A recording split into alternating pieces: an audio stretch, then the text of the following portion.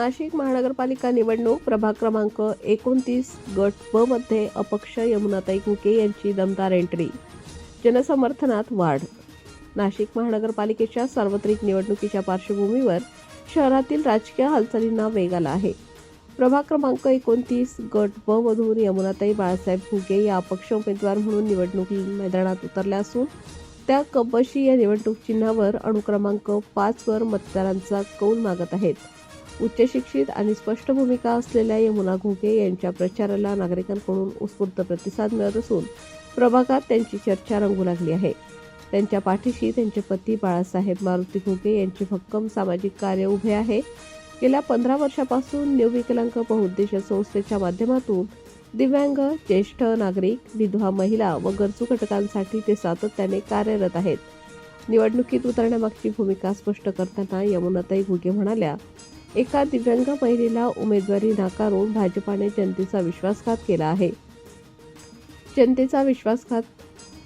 आहे। त्या अन्यायाविरोधात आवाज उठवण्यासाठीच मी अपक्ष म्हणून निवडणूक लढवत आहे। निवडणुकीत यश मिळाल्यास प्रभागातील रस्ते, पाणी पुरवठा, स्वच्छता, आरोग्य सेवा तसेच दिव्यांगांसाठी आवश्यक सोयीसुविधा उपलब्ध करून देण्याचा निर्धार त्यांनी व्यक्त केला आहे। स्वच्छ, पारदर्शक आणि समाज केंद्रित प्रशासन हेच आपले प्रमुख उद्दिष्ट असल्याचेही त्यांनी सांगितले। सामाजिक कार्याची पार्श्वभूमी, ठाम भूमिका आणि वाढता जनपाठिंबा पाहता प्रभाग क्रमांक 29 गट ब मधील ही निवडणूक अधिकच चुरशीची ठरण्याची शक्यता निर्माण झाली आहे। नमस्कार, मी बाळासाहेब मारुती घुगे, भारतीय जनता पार्टीचा निष्ठावंत कार्यकर्ता होतो। पक्षाकडे उमेदवारी मागितली, परंतु पक्षाने आमच्यासारख्या दिव्यांग बांधव अन्याय केला असल्यामुळे माझी पत्नी तो यमुनाताई बाळासाहेब घुगे या प्रभाग क्रमांक 29 ब गटातून उमेदवारी करत आहेत।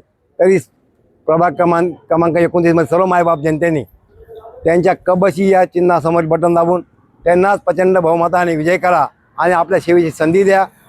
जरी आम्ही दोघं दिव्यांग असलो तरी आम्ही मनाने दिव्यांग नाही। आजपर्यंतचं काम बघून मला सीमाताई हिरेंनी खानदेश रत्न पुरस्कार दिलेला आहे।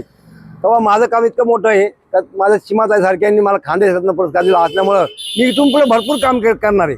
आजपर्यंत भरपूर काम केलं आहे, इथून पुढे भरपूर काम केलं आहे।